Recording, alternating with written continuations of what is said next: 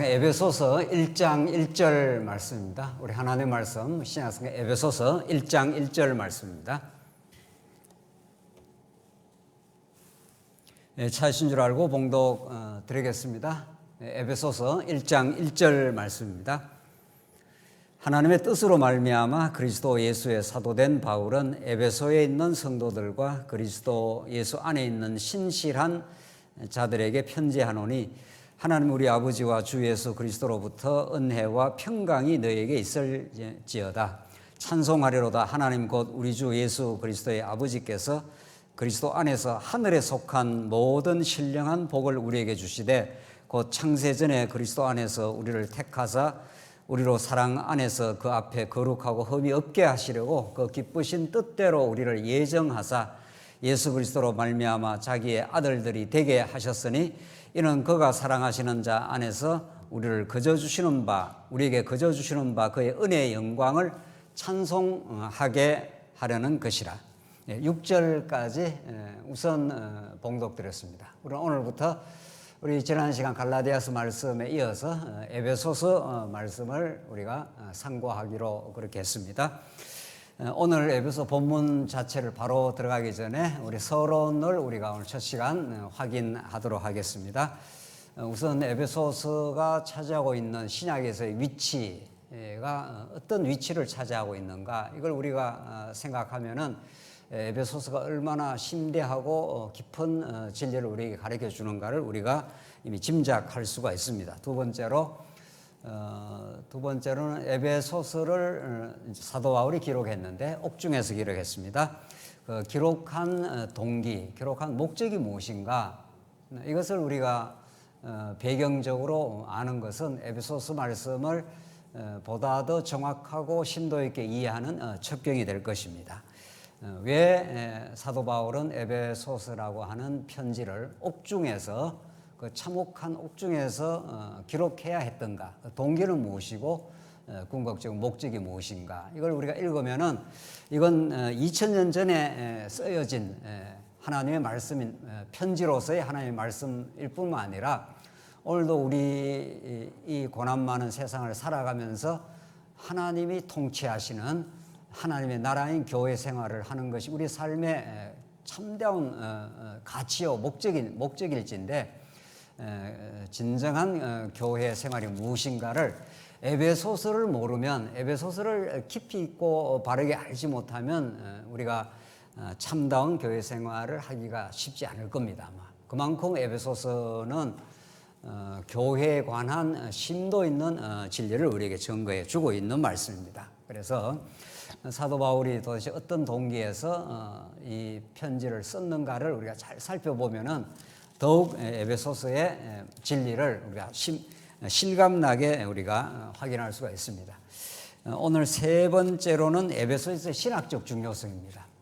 에베소서가 6장으로 좀 짧은 편지처럼 보이지만은 사실은 신약은 굉장히, 특히 사도 바울의 서신들, 우리 지난 시간 갈라디아서도 마찬가지지만 에베소서가 6장으로 좀 짧은 편지처럼 보이지만은 굉장히 압축적인 언어로 되어 있습니다. 이건 굉장히 그 한 절 한 절 자체가 담고 있는 그 복음의 깊이와 넓이를 우리가 다 가늠할 수 없을 정도로 에베소서가 그렇게 되어 있기 때문에 에베소서 한 권에 담겨 있는 그 신학적 가치, 우리가 말하는 신학적 하는 것은 뭐 세상의 무슨 학문적인 이론적인 그런 의미는 아닙니다. 우리가 이제 신학적 가치라 했을 때는 하나님을 하나님답게 알아갈 수 있는 가치, 이런 뜻입니다. 66권의 어느 성경도 다 소중하겠습니다만은 특히 에베소서는 교회와 관련된 신학적 가치가 들어있는 거죠. 그래서 사뭇 심각하고 중요합니다. 그래서 이 에베소서가 담고 있는 신학적 가치가 참으로 많습니다만은 몇 가지를 추려가지고 꼭 이 부분에 대해서는 우리가 미리 좀 알고, 또 이미 우리는 에베소서를 이전에도 읽어왔고 또 우리 성도님들은 이전에도 강론을 들었을 것입니다. 그러나 오늘 좀 더 새로운 시각으로 더 깊이 있게 우리가 하나님의 말씀을, 신학적 중요성이 있다, 하나님을 하나님답게 하나님을 하나님답게 아는 것이야말로 여러분과 저가 이 땅에 살아가는 목적입니다. 어떤 것도 우리 삶의 궁극적이고 근본적인 목적은 안 됩니다. 우리의 건강, 우리의 삶, 우리의 가족, 뭐 어떤 거 하나 다 소중하게 우리가 생각을 하지만은 그런 것들은 우리 삶의 궁극적 가치는 아닙니다. 하나님을 하나님답게 배우고 오라. 이게 하나님께서 여러분과 저를 이 광야 같은 세상 가운데 던져 놓으시고 생로병사라고 하는 우리의 삶의 여러 단계들을 거쳐 가고 있을 뿐입니다. 그만큼 에베소서는 하나님을 하나님답게 우리를 영원히 사랑하신 그분, 우리를 이 땅의 교회 멤버로 우리를 예정하신 그분, 그분의 은혜가 얼마나 큰지, 또 그분의 은혜는 막연히 성경 안에 기록되어 있을 뿐 아니 기록되어 있어서 우리와 이렇게 거리감이 있는 게 아니라 지금 여러분과 저와 함께 하십니다. 그런 그 하나님에 대한 그 신학적 가치를 우리가 하나하나 살펴가는 서론적 우리가 내용을 나누겠습니다. 우선 에베소서의 위치입니다. 이 성경이 신약, 특히 이제 에베소서, 신구약 전체를 우리가 다 망라할 수 있지만 우리 우선 에베소서가 신약에 위치하고 있지만은 신약 성경에서 에베소서가 찾아온 위치에 대해서 우리가 생각하는 것은 매우 중요합니다. 이것은 종교개혁 이후 500년 동안 이제 개혁 신학, 전통 신학에서는 충분히 지금까지 주목되지 않은 부분입니다. 그냥 66권의 하나님의 말씀이다. 이거는 우리가 정확무한 하나님의 계시의 말씀이다. 뭐 이런 중요한 명제, 중요한 가치에 대해서는 적어도 종교개혁 이후에는 우리 믿음의 선진들이 많이 강조를 해왔습니다. 66권에 대해서 우리는 의심할 여지 없이 하나님이 영감을 해서 감동으로 기록된 말씀이다. 그런데 에베소서가 하나님의 신약 성경에서 어떤 그 편집상의 위치를 차지하고 있는가? 여기에 대해서 신학자들이 또 성경을 가르치는 많은 설교가들이 많이 주목을 하지 않습니다. 그냥 에베소서 한 권에 대해서 이런저런 기록 목적과 의미, 에베소 전체의 어떤 구조, 뭐 이런 것들은 오늘날 많이 거론되고 있습니다. 오늘도 제가 에베소서를 강론을 준비하면서 이제 저는 늘 강론을 준비하면서 이제 주석도 보고 강론집도 참조하고 또 지금 최근에 에베소서를 많이 연구한 그 학자들의 대표적인 어떤 책 몇 권을 적어도 이제 옆에 살피고 제가 비교하고 검증해서 이제 강론을 하게 됩니다. 왜냐하면 그냥 뭐 우리가 보는 그 언약의 메시지, 언약적 관점, 그 중에서도 우리는 하나님 나라 언약의 관점에서 보는 것이 성경을 올바르게 이해하는 것이다. 이렇게 우리가 이제 강조를 합니다만은 도대체 학자들은 에베소서를 어떻게 봐왔는가, 또 어떻게 신학적 가치를 이해해 왔는가를 적어도 기본적으로는 살피는 것이 진리를 정확하고 분명하게 이해하는 데 이제 반드시 필요한 작업인 거죠. 그래서 에베소서에 대한 몇 권의 중요한 책들을 대략 이렇게 살피고 왔지만은 에베소서의 위치에 대해서 그 중요한 의미에 대해서는 그렇게 별로 주목을 하지 않습니다. 이것은 굉장히 에베소서의 진리의 가치를 이해하는데 아주 결격이고 어려운 점인 거죠. 하나님께서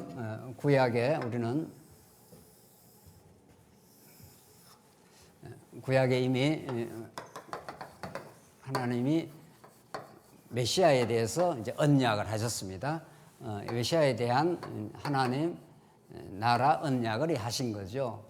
성경은 전부 그리스도에 관한, 그래서 하나님이 살아계신 우리가 여호와 하나님이다 하는 것이 이제 우리의 성경의 전체적인 주제입니다. 이 구약은 우리가 그렇게 오실 메시아가 이 땅에 하나님 나라를 세우심으로 여호와 하나님의 영광과 살아계심을 우리가 드러내신다. 이게 이제 우리가 정리되어 있는 거죠. 자, 우리 신약에 이제 들어와서 사복음서가 있고 사도행전이 있고 이제 서신서가 있고 마지막에 이제 계시록이 있습니다. 사복음서가 있고 사도행전이 있고 이제 서신서, 이거 마지막 계시록 이렇게 돼 있죠.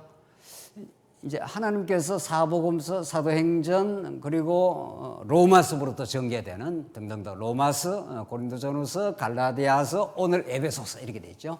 오늘 에베소서 이렇게 돼 있습니다. 그리고 또 그 위에 계속 서신이 이어지고 하나님께서 마지막에 계시록으로 묶어놨습니다. 하나님이 얼마나 질서정연하시고 하나님이 자기 계시를 하실 때 정말 무질서하게 아무렇게나 이렇게 해놓지 않았다는 겁니다. 그 편지 각각은 특히 이제 서신서, 우리가 지금 살피는 로마서, 고린도전후서, 갈라디아서, 우리가 이걸 이제 양육이라는 범주로 사용하지 않습니까? 사복음서는 이 땅에 하나님 나라인 교회를 세우는 근본적인 기초, 예수 스스로가 이 땅에 하나님 나라의 실체로 오셨다 하는 우리 교회의 근본 바탕을 이제 머리 대신 그리스도의 자체에 대해서 정언한 거고, 이제 성령이 오셔서 그 그리스도에 대해서 정언하시면서 이 땅에 하나님 나라를 어떻게 펼쳐 가시겠다 하는 것이 사도행전에서 이제부터 시작을 하는 거죠. 그래서 이 땅에 교회가 탄생하는 그 스토리들을 예루살렘 교회, 이방 교회, 마침내 로마 교회까지 이렇게 펼쳐져 가는 모습을 통해서 여러분과 제가 이건 이 시대뿐만 아니고 2000년 교회사에서 계속 이 땅에 펼쳐져 가는 하나님 나라의 모습은 오신 성령께서 이제 이루어 가신다 이런 거죠. 자, 그렇게 기록되어 있는 그 편집이 이렇게 되어 있다는 거죠. 이게 우리가 성경을 여기저기 읽지 않는 이유입니다. 그러니까 우리가 집에서도 이제 우리 성도님들 집에서 자꾸 성경을 통독하는 건 너무도 중요하고, 또 언제라도 성경을 옆에 두어서 필요할 때마다 같이 묵상하고 읽고 하면서 그냥 아무렇게나 읽는 게 아니라 복음서부터 읽었다면 복음서, 사도행전, 그리고 로마서 이렇게 읽어 나가는 거죠. 우리가 지금 말씀 강론도 지금 그렇게 해나가지 않습니까? 그래서 로마서, 고린도전서, 갈라디아서를 이제 이렇게 여기가 기초, 세워진 교회를 기초 위에 교회를 설립하고 여기서 양육하고 오늘부터가 이제 무장애라는 그 범주로 우리가 대략 설정을 해놓은 거죠. 이게 너무도 이렇게 자연스러운 흐름을 따라갑니다. 그래서 오늘 이제 에베소서가 이제 무장에 관한 진리인데, 우리 지난 시간 로마서, 고린도전서, 갈라디아서와는 에베소서가 사뭇 분위기가 달라집니다. 로마서, 고린도전서, 갈라디아서는 율법이 뭐냐? 율법 안에서 인간의 죄가 무엇이고, 죄악에도 불구하고 하나님은 먼저 언약하신 대로 하나님의 아들에 관한 언약대로 하나님께서 이 백성들을 하나님 백성 삼으시는 새 언약의 성취를 이루어 가신다. 이런 율법, 인간의 말할 수 없는 그 죄악의 현실, 그러나 하나님께서 언약대로 어떻게 우리를 자녀 삼으심, 이런 그 메시지가 강렬하게 이제 드러나죠. 로마서, 고린도전서, 갈라디아서. 그러나 에베소서에 들어오게 되면은 분위기가 이제 그 앞에 나오는 모든 내용들을 함축하면서도 이렇게 되어 있습니다. 그렇죠? 에베소서는 덜렁 에베소서가 등장한 게 아니라 하나님께서 이렇게 편집을 해놓은 게 아니라 이 앞에 나온 언약의 대전제, 그리고 하나님께서 율법을 주신 이유, 아무도 율법을 지켜낼 수가 없고 율법 앞에서 인간의 죄로 드러날 수밖에 없는 그 현실, 그럼에도 불구하고 예수를 보내어줘서 하나님께서 하나님의 아들 예수 안에서 어떻게 하나님 나라 백성으로 만들어 가시는가 하는 하나님의 그 긍휼과 자비, 이런 것들이 이제 로마서, 고린도전서, 갈라디아서에 너무 잘 나와 있죠. 그런데 여기 에베소서에 오면은 분위기가 확 달라지면서 앞에 내용 전체를 묶어내면서 이런 하나님의 백성으로 하나님은 자기 아들을 통해서 삼아 주신 하나님은 교회라고 하는 이 하나님 나라의 공동체를 어떻게 형성을 하고 어떻게 하나님께서 통치를 해 가신다라고 하는 교회론적 차원이 전면에 부각되면서, 이전에는 교회론이 없었는 것은 아니죠. 물론 있죠. 로마서나 고린도전서, 갈라디아 있긴 하지만은 거기에 주안점은 인간 그 자체의 죄성, 그에게 등장한 언약적 은혜, 이런 것들이 이제 주로 등장을 했다면은 에베소서는 이제 몸된 그리스도의 교회의 머리 되신 그리스도가 교회 성도들을 어떻게 통치하시고 어떻게 지체로 삼아서 이 땅에 하나님 나라를 이루어 가시는 하나 여호와신가?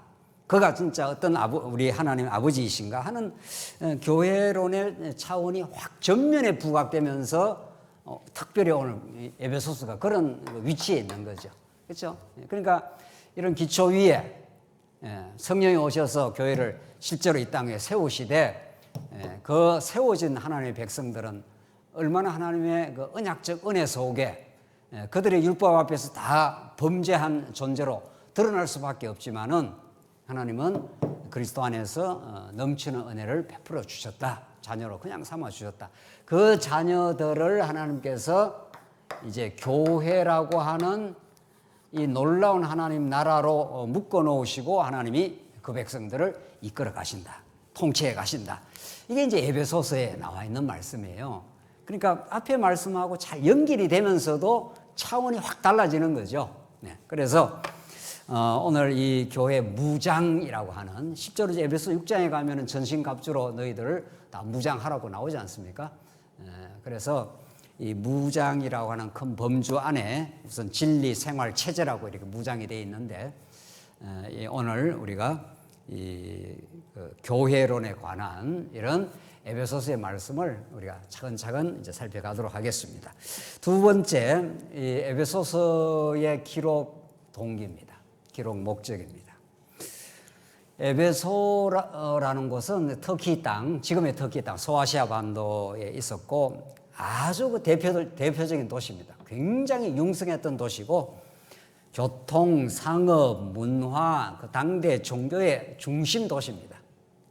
사도 바울이 여러 지역을 다니면서 복음을 전파했는데 특히 에베소에서 3년을 집중적으로 목회를 했던 곳입니다. 이제 우리 살펴보면 나오는데 사도행전에 그래서 사도 바울이 이제 1차 전도 여행, 2차 전도 여행, 3차 하면서 마지막 예루살렘으로 돌아가면서 에베소 장로들을 불러가지고 마지막 고별 설교를 하는 내용이 사도행전에 나와 있습니다. 그걸 우리가 그 부분을 좀 읽어보면은 사도 바울이 에베소 교회에 대한 어떤 마음을 가지고 있었고 왜 에베소서를 기록했겠구나 하는 것을 충분히 짐작을 할 수가 있습니다.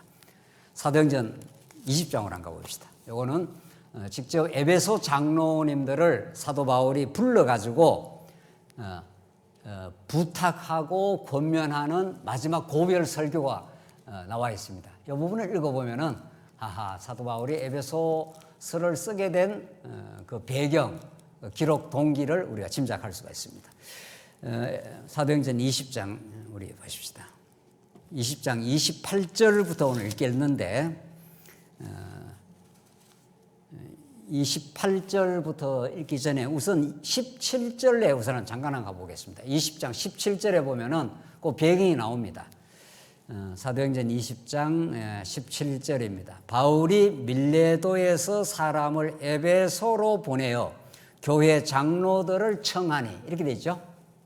여기 이제 마지막 예루살렘으로 3차 전도 여행 가운데 예루살렘으로 돌아가는 여정 가운데 밀레도에서 에베소에 있는 장로들을 초청을 해가지고 지금 부탁하고 마지막 이제 설교를 하는 내용이에요. 이 내용을 읽어보면은 사도 바울이 에베소 교회를 향한 마음 또 에베소 장로들에게 부탁하는 복음에 대한 부탁의 권면 이런 것들이 잘 나와 있습니다. 이걸 우리가 읽어보면은 바울이 이런 마음으로 나중에 이제 로마로 가지 않습니까? 로마 옥중에서 나중에 이 에베소를 쓰게 되는데 어떤 심경으로 어떤 목적으로 썼다는 것이 이제 잘 드러나 있습니다. 그 18절 조금만 더 읽어보죠. 청하니 오매 그들에게 말하되 아시아에 온 첫날부터 지금까지 내가 항상 여러분 가운데서 어떻게 행하였는지를 여러분도 아는 바니 사도 바울이 거기서 목회를 한 거죠. 복음을 전했습니다. 곧 모든 겸손과 눈물이며 유대인의 관계로 말미암아 당한 시험을 참고 주를 섬긴 것과 유익한 것은 무엇이든지 공중 앞에서나 각 집에서나 거리낌 없이 여러분에게 전하고 가르치고 유대인과 헬라인들에게 하나님께 대한 회개와 우리 주 예수 그리스도에 대한 믿음을 정언한 것이라. 보라, 이제 나는 성령에 매여 예루살렘으로 가는데 거기서 무슨 일을 당할는지 알지 못하노라. 이게 이제 지금 예루살렘으로 가는데 내가 가서 무슨 일을 당하는지 모르고 내가 오늘 이 시간이 마지막 설교다. 지금 그런 뉘앙스를 좀 품고 있죠. 또 20장 마지막에는 에베소 장로들이 이제 사도 바울을 다시 못 본다는 생각을 밝히고 있습니다. 실제로. 그래서 사도 바울이 얼마나 에베소 성도들에 대한 간절한 마음, 겸손, 눈물, 그리고 많은 시험을 겪은 것, 이런 것들이 하나님께서 복음을 전하는 과정에 바울에게 주신 성도들을 향한 마음이었습니다.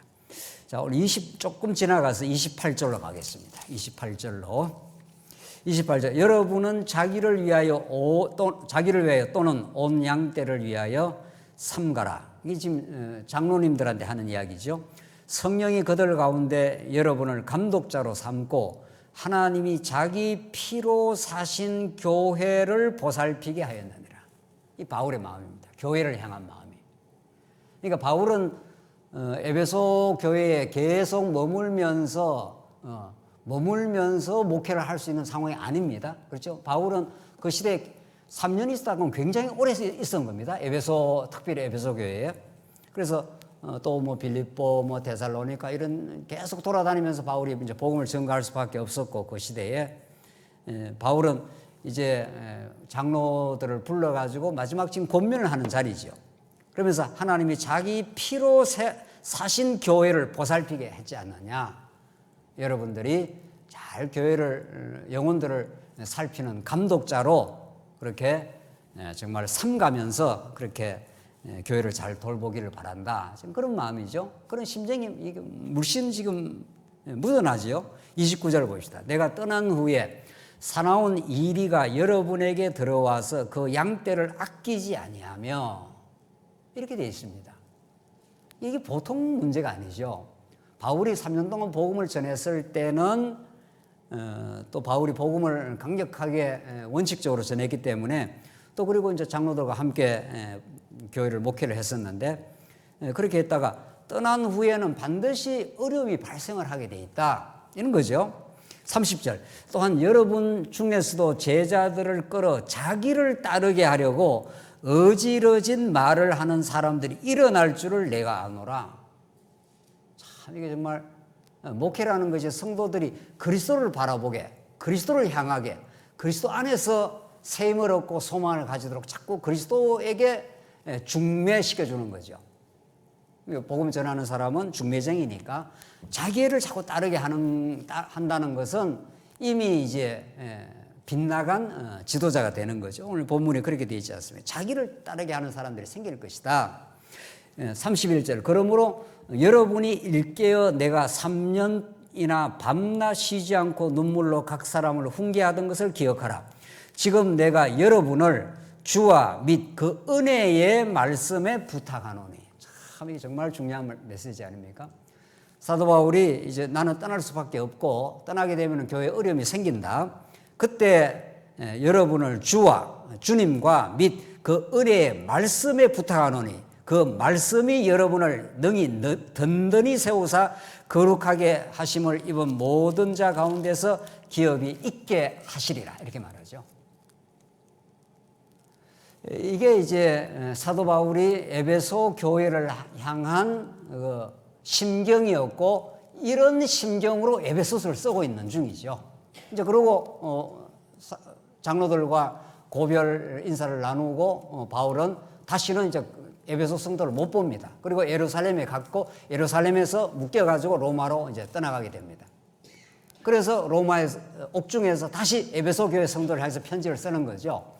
오늘 본문의 말씀을 우리가 물론 시간 남으면 우리가 다 확인하면 좋지만 이제 그 핵심만 우리가 살폈는데, 교회는 한번 어려움이 언제나 있을 수 있다는 거죠. 사도 바울은 지금 떠날 수밖에 없고, 그때 32절에 중요한 건 지금 내가 여러분을 주와 및 그 은혜의 말씀에 부탁한다, 그렇게 되어 있습니다. 그 성도들이 철두철미하게 사도 바울이 전거했던 그 은혜의 말씀, 바울이 이제 언어로 이렇게 많이 전했겠죠. 3년 동안. 그리고 그것을 기록을 해준 거지요. 에베소서 말씀은. 그렇죠. 에베소서에 오늘 우리가 살피는 에베소서 말씀은 이미 사도 바울이 3년 동안 성도들에게 있으면서 창세전에 여러분과 저를 택했습니다. 우리는 다 허물과 죄로 죽었던 인생입니다. 그러나 하나님께서 은혜로 우리를 불러주셨습니다. 이 땅에 고난을 하나님께서 주신 것은 하나님의 영광입니다. 이게 사도 바울이 에베소서에서 전거했던 그 메시지들이에요. 에베소 교회에 있을 때, 그렇죠. 에베소 교회에게 직접 이렇게 말로. 그리고 나서 바울이 이제 떠난 거 아니에요. 떠날 수밖에 없는 상황이었죠. 그러면서 사도 바울이 장로들에게 부탁을 하기를 우리 장로님들이 성도들을 잘 돌보라. 물론 그 돌보는 것도 중요하죠. 그 앞에서 감독자로 삼아서 잘 성도들을 잘 보살피긴 해라.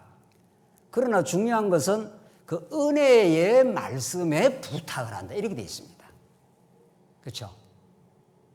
사도 바울의 지금 메시지의 그 핵심은 그 말씀이 여러분을 능히 든든히 세우사 이렇게 되어 있다고요.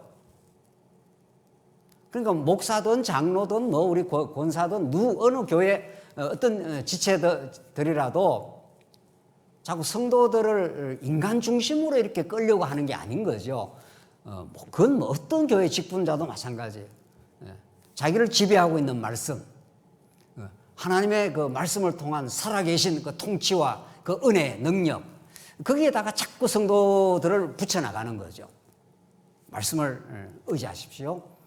그 말씀 속에 담겨있는 하나님의 주권과 그 은혜가 여러분과 여러분의 삶을 지배하고 통치하고 계십니다. 이런 거죠. 그래서 사도 바울이 그 마지막에 메시지가 그런 거죠.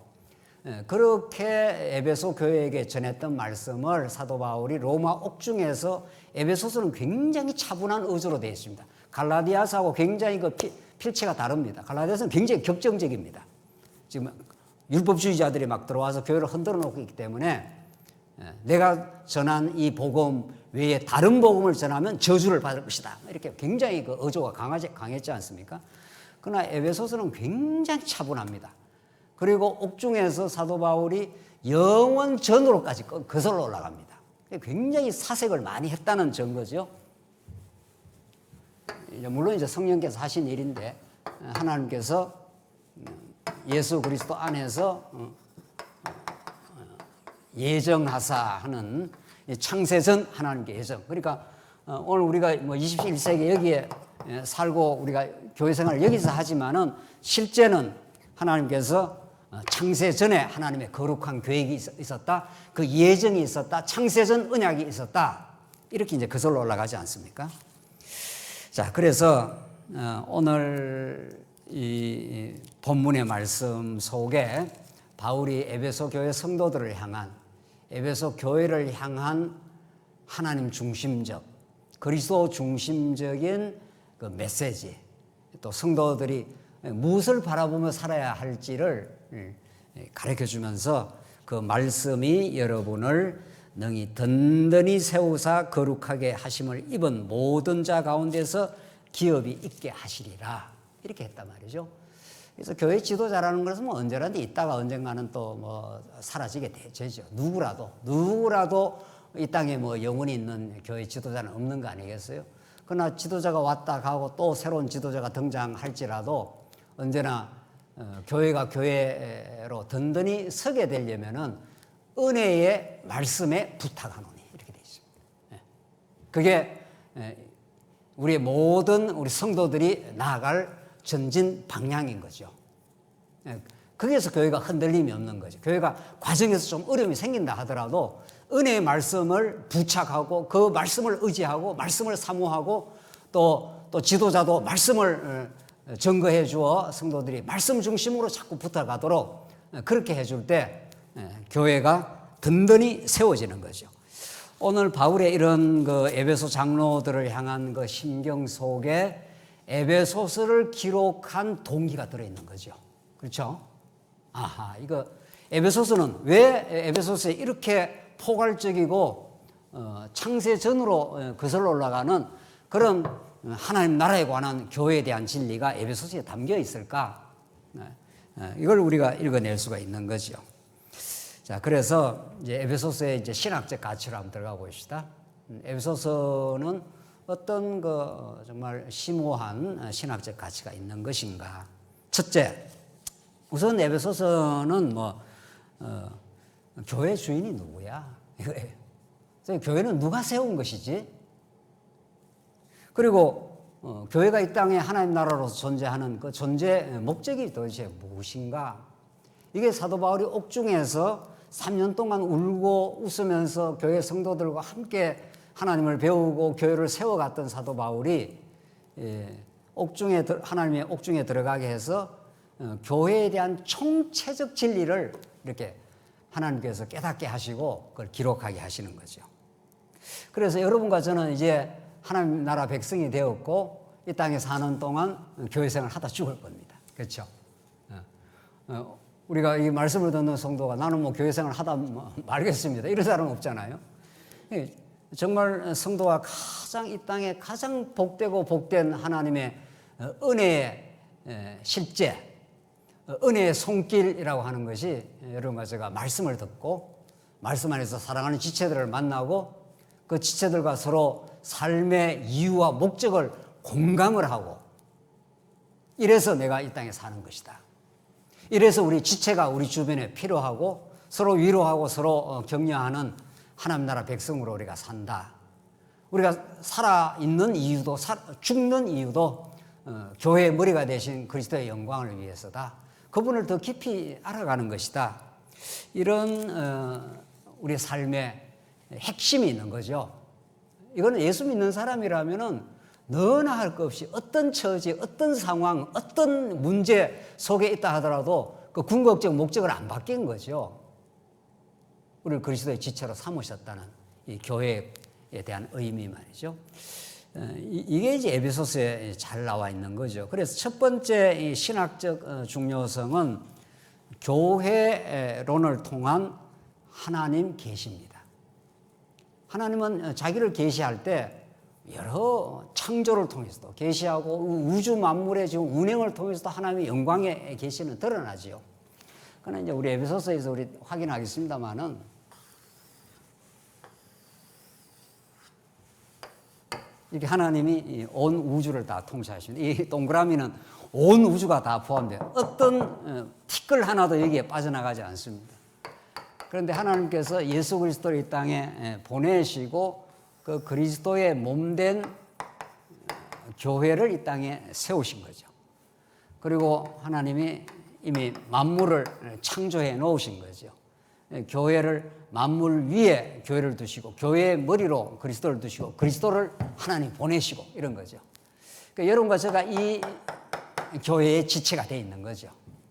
우리는 너무도 티끌 같은 미물처럼 하나님의 이 광활하고 위대한 세계 통치 가운데 너무도 이 억급의 세월입니다. 창조로부터 이 종말까지 이 얼마나 긴지 모릅니다. 지금 과학자들이 138 광년 뭐 어쩌고 저쩌고 뭐 우주가 뭐 그렇게 돼 있다는 거 아니에요. 그런데 이 우주가 얼마나 큰지 시간이 얼마인지도 모릅니다. 그건 그냥 과학자들이 뭐 상상을 하고 뭐 그렇게 하는 이야기지. 그런데 그 가운데 우리가 잠시 있다가 가는 존재죠. 그러나 잠시 있다가 가지만은 우리의 삶은 잠시 있다가 사라지는 그런 티끌 같은 그런 미미한 존재가 아니라 하나님의 영원한 계획 가운데 그분의 은혜와 사랑을 받는 그 아들의 십자가의 죽음이라고 하는 가장 놀라운 사랑의 표현을 우리에게 해 주시고 우리는 그 의미와 가치를 가지고 이 땅에 살아갑니다. 그런 하나님의 교회 속에 우리가 들어와 있는 겁니다. 그래서 우리가 교회의 멤버가 되었다 하는 것은 만물의 의미도 우리가 깨닫게 되고 예수를 보낸 목적도 우리가 알게 되고 우리의 지체가 우리 서로 더불어 이렇게 살아가지 않습니까? 옆에 그런 우리 옆에 사람과의 관계의 의미도 우리가 깨달아지고 이렇습니다. 그래서 우리는 우리가 생각하는 것보다 훨씬 더 깊고 넓습니다. 교회라는 게. 교회라는 걸 너무 이렇게 지역교회, 우리 장안중앙교회라는 지역교회에다가 매몰될 이유는 없습니다. 지역교회 너무도 중요합니다. 여러분과 저는 몸으로 지어졌기 때문에 우리 장안중앙교회 멤버가 되면은 중국교회 멤버가 될 수가 없습니다. 지역교회로서는. 그러나 그 지역교회도 너무도 중요하긴 하지만은 사실은 더 포괄적인 전 우주에 하나밖에 없는 신령한 하나님 나라의 교회 이 속에 들어와 있는 거죠. 그래서 이 교회를 통해서 하나님의 어떤 은혜와 영광을, 하나님의 주권과 능력을 우리에게 드러내시는가. 이런 이번에 에베소서에서 이걸 많이 우리가 좀 많이 집에서 한번 읽어오시기도 하고, 또 우리 강론 듣고 집에 가서 다시 한번 묵상하기도 하면서 이걸 정말 깊이 마음에 담고 묵상하고 시간 날 때마다 교회가 얼마나 소중한지, 교회를 통해서 드러내시는 하나님의 은혜의 영광이 얼마나 큰지, 이런 것들을 우리가 생각하시기 바랍니다. 두 번째, 에베소서는 이미 위치에서도 말씀드린 대로 이 교회에 대해서 이제 설명을 하되, 이건 이제 공간적으로 이게 어마어마한 거죠. 공간적인 우주적 차원에서 교회가 여기 있다는 거고, 시간적으로도 그렇습니다. 에베소서는 한번 곧 읽어보겠습니다. 에베소 1장 한번 3절 한번 읽어보겠습니다. 1장 3절. 찬송하리로다 하나님 곧 우리 주 예수 그리스도의 아버지께서 그리스도 안에서 하늘에 속한 모든 신령한 복을 우리에게 주시되 곧 창세 전에 그리스도 안에서 우리를 택하사 그로 사랑 안에서 그 앞에 거룩하고 흠이 없게 하시려고. 이런 문서가 있습니까? 이런 글이 있습니까? 이 땅에 어떤 글도, 세상에 뭐 대단한 무슨 책들이 있는 모양인데 어떤 고전도 우리 인생의 존재와 교회의 의미를 설명하면서 역사 이전으로 거슬러 올라가서부터 설명하는 그런 책이 있냐고요. 그런 건 없습니다. 이 역사 이전을, 이게 이때 세상이 창조가 되는데, 창조되기 이전 하나님의 영원한 교회 가운데 여러분과 저의 존재가, 오늘 우리 교회가 이렇게 이미 작정되고 예정이 되어 있다, 이런 뜻입니다. 이건 정말 놀라운 하나님의 계시의 선물인 거죠. 사도 바울은 이런 말씀을 주시는, 사도 바울이 이걸 어디서 쓰고 있다고요? 옥중에서 쓰고 있는 거 아니에요? 이제 얼마 안 가면 죽을 사람이에요, 사도 바울은. 그런데도 바울의 그 시선은 이제 곧 죽게 될 옥중에 그 비참한 그 현실에 매여 있지 않습니다. 바울의 시선은 이 시간과 공간을 창조하신, 이 시간과 공간이 있기 이전에 하나님의 영원한 그 존재로부터 우리를 예정하시고 계획하시고 뜻하셔서 하나님이 이 시대에 우리를 보내시고, 사도 바울로 말하면 옥중에 갇히게 하시고, 여기서 에베소 교회들 성도들을 생각하면서 편지를 지금 쓰고 있는 거죠. 하나님의 교회는 그때부터 시작을 했어. 내가 옥중에서 죽는다 해도 그게 죽음이 아니야, 지금 그 말이죠. 뭐 창세전에 계획을 했으니까 이 역사 전체를 통해서 하나님이 다 드러내시고 그 다음에 영원으로 돌입하게 될 거야, 우리는. 이런 거죠. 이런 포괄적이고 광활한 세계관은 없는 거죠, 세상의 어떤 책에도.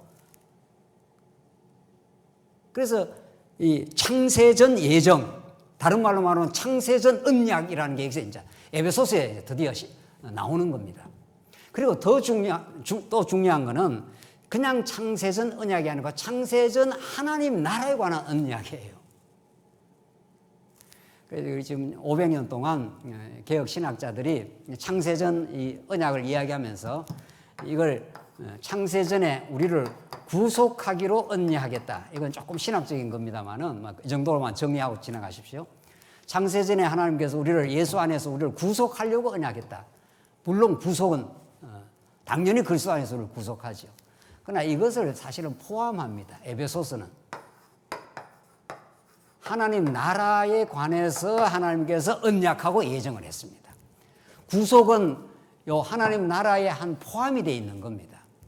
이게 이제 신학적으로 이제 많이 앞으로 논의될 부분이지만, 우리 성도님들은 우선 하나님이 하나님의 교회를 한 사람의 개인을 구속하려고만 예정한 게 아니라 그 한 개인을 구속했을 뿐만 아니라 총체적으로 하나님의 나라 백성들을 포괄적으로 다 하나님께서 계획을 해놨습니다.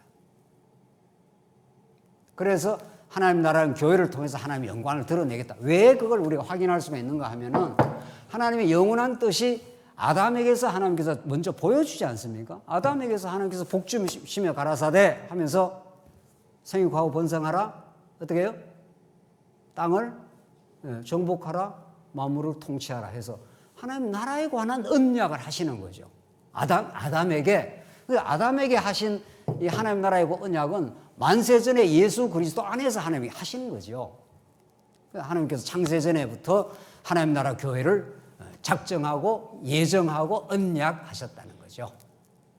자, 그래서 참 이런 말씀을 우리가 이제 깨닫게 되면은 정말 우리 시간 속에서 우리 잠깐 우리가 삶을 살다가 하나님 부르시면 우리는 누구나 가게 되지만 그것이 우리의 삶의 근본 뿌리가 아니다. 역사 내에 우리의 삶의 뿌리가 있는 게 아니라 이미 역사를 시작하신 역사 이전에 창세 전에 하나님의 영원한 계획이 우리 하나님 나라 백성들에게 하나님 나라의 교회를 이 땅에 세우기로 하나님께서 작정해 놓으셨다. 이런 우리가 깊이 있는 우리가 하나님의 뜻을 우리가 살펴갈 수 있습니다. 세 번째 여기는 에베소서에는 다른 성경에도 다른 서신에도 나오긴 합니다만 가장 삼위 하나님의 사역에 대해서 에베소서에서 이렇게 정확하고 분명한 방식으로 표현하는 성경은 없습니다. 성부 하나님께서 어떻게 했다고요? 예정하시고 성자 하나님께서 뭐 하시죠? 구속하시고 성령 하나님께서 어떻게 구속받은 백성을 쾅쾅 이렇게 도장까지 쳐가지고 삼위 하나님이 함께 하나님 나라의 교회를 이렇게 세워가신다 이런 뜻입니다. 그래서 우리가 성경에서 여호와 하나님에 대해서 얼마나 우리가 강조를 해왔습니까? 여호와 하나님은 하나님 이름의 고유 명사이기 때문에 너무도 중요하죠. 가장 중요한 거죠. 하나님은 어떠신 분인가? 언약하시면 언약을 신실하게 이루어 가시는 분이시다. 이게 성경 전체를 가로지르는 그런 여호와 하나님의 이름인 거죠. 그런데 그 여호와 하나님이 에베소서의 말씀을 보면은 삼위의 방식으로 드러납니다. 그렇죠? 삼위의 방식으로 여호와 하나님의 그 살아계심과 그 위대한 속성을 하나님이 우리에게 잘 깨닫게 하시려고 아버지와 아들 관계로 다시 설명을 해주는 거죠. 이게 이제 우리 역사적으로 삼위일체라는 진리 아닙니까? 삼위일체라는 것이 교리적으로 좀 복잡한 논의를 하긴 합니다만은 뭐 어렵게 생각할 거 하나도 없습니다. 우리는 아버지와 아들 관계 속에서 언약을 설명을 해주신다. 아버지 안에서 아들을 이미 계획하셨고 아버지의 뜻을 아들의 방식으로 표현하겠다. 그 언약을 영원한 언약을 그렇게 왜냐하면 아버지와 아들 관계는 한 번 언약을 맺으면 그게 변함이 없고 그 관계가 사랑의 관계다 이런 뜻입니다. 그래서 예수 그리스도가 하나님의 아들로 이 땅에 오심으로 여러분과 저가 뭐가 되는 겁니까? 아들들이 되는 거죠. 그래서 우리는 입양된 아들입니다. 원래는 아들 될 만한 그런 행동이 없었지만 만세전에 하나님 계획 가운데 이미 우리를 하나님의 아들로 예정을 해놨기 때문에 우리가 범죄하고 어리석고 하나님 앞에서 어리석게 살아도 예수 그리스도의 핏부림을 통해서 우리는 죄 없다. 구속해서 나는 내 사랑하는 아들이다. 나는 한번 언약을 맺으면 영원히 변치 않는 여호와 하나님이야 하는 것을 아버지 아들의 관계로 설명을 하겠다 이런 뜻입니다. 그래서 아버지 아들의 관계로 설명하시는 하나님은 또 누구를 보내줘요? 성령 하나님을 보내서 그 모든 진리를 잘 기억나고 깨닫게 하고 성취해 주겠다. 하나님 나라를 이 땅에 그래서 성령을 보내주시겠다.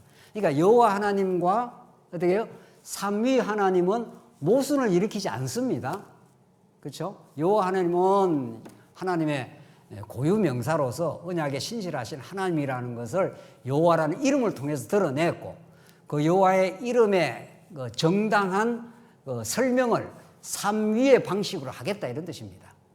아버지와 아들 관계 속에서 불변하는 언약을 맺으시고, 그걸 성령을 통해서 하나님께서 이 땅에 이루어 주신다. 그래서 우리가 전통적으로 삼위일체 하는 그 해왔던 내용과 우리 여호와 하나님과는 이렇게 모순을 일으키지 않습니다. 마지막으로 우리가 에베소서에서 하나님 나라 중심의 세계관을 확인할 수 있습니다. 우주관을 확인할 수 있습니다. 이게 바로 이 그림입니다. 여러분과 저는 신령한 하나님 나라 교회 멤버로 지금 살고 있습니다. 그러나 이 땅의 만물 속에 우리 육신은 우리 이 세상에 발을 디디고 살고 있습니다. 그렇죠? 그래서 이 땅에 우리가 살아가면서 교회 멤버로 살아가는 그 이유와 목적이 무엇인가? 이 땅에 우주 만물이 이렇게 돌아가는 이유가 뭔가? 이 땅의 정치, 경제 이런 것들은 우리 삶에 많은 영향을 미칩니다. 육신의 생활에. 누가 한국의 대통령이 되고, 대통령이 지금 미국 가서 방미에서 뭐 외교 활동을 하고, 이런 것이 우리 육신 생활하고 직결이 됩니다. 그러나 그런 만물에 일어나는 모든 역사는 우리 교회를 교회되게 하는 일들입니다. 세상 역사, 세상의 정권이 교회를 탄압하는 것도 교회를 순수하게 만들어주는 거고, 지금 우리 한국 사회에 이 정권이 교회를 직접적으로 탄압하지는 않지 않습니까? 그냥 보호해주고 울타리가 되어주는 거죠. 그것은 교회가 힘차게 복음을 전거하고 복음 위에서 살아가라고 하는 하나님의 보호역 울타리입니다. 그래서 교회, 이 만물은 여러분과 저에게 일어나는 모든 이 땅의 모든 정치, 경제, 교육, 문화 모든 일들은 하나님의 교회를 교회되게 하기 위해서 존재합니다. 그래서 바로도 하나님의 교회를 교회되게 하기 위해서 400년 동안 바로의 권세가 그들을 고난을 주기도 했고, 다시 바벨론이 이스라엘 백성을 잡아가기도 하고, 페르시아가 그들을 해방시켜 주기도 하고 하면서 만물이, 이 땅에 존재하는 모든 존재자들이 하나님의 교회를 교회되게 하기 위해서 지금 존재합니다. 하나님께서 예수 안에서 그렇게 통치를 하고 계시는 거죠. 이게 만물 위에 교회를 하나님 두셨다, 이런 뜻입니다. 이건 정말 놀라운 하나님의 자기 백성들을 향한 우주 만물의 통치 사건인 거죠. 제가 처음에 말씀 듣고 어느 직장을 다녔는데, 직장을 다니면서 월급을 받으면서 처음 이제 월급 받으니까 너무 좋더라고요. 한 달 내내 일해가지고 월급날 내리고 월급을 받으면서 이 회사가 이제 한국에서 뭐 좀 큰 회사 중에 하나였는데, 이 회사가 나를 먹여 살려서 내가 교회 생활을 잘 할 수 있도록 하나님께서 이런 회사를 만들어 놨구나, 그렇게 생각한 적이 있습니다. 정말 그렇습니다. 여러분이 이 땅에서 무엇을 하든지 어떤 걸 겪든지 여러분이 지금 경험하는 모든 사건들은 하나님의 자기 백성 만들기라고 하는 교육의 섭리입니다. 무엇을 겪어도 상관없습니다. 어떤 걸 겪어도 하나님이 자기 백성들을 얼마나 하나님은 뜨겁게 사랑하고 보호하시고 여러분과 저의 영혼을 달구어 내시고 하나님께로 오게 만들고 하나님 앞에 살게 만들고 그분을 찬양하게 만들려고 이 우주 만물이 다 움직이고 있습니다. 하나님의 눈동자는 여기 교회에 여러분과 저의 영혼을 지키시고 보호하기 위해서 만물을 지금 다스리고 계신다. 이런 놀랍고 포괄적인 세계관이, 하나님 나라 중심의 세계관이 에베소서에 너무도 잘 드러나 있습니다. 우리 다음 시간부터 에베소서 말씀을 참 깊이 있게 우리가 상고함으로 여러분과 저의 이 땅의 교회 생활의 진정한 양식이 되길 바라고, 고난 많은 세상 가운데 힘차게 살아갈 수 있는 정말 진리가 되시기 바랍니다. 기도하겠습니다. 하나님 아버지, 은혜를 감사합니다.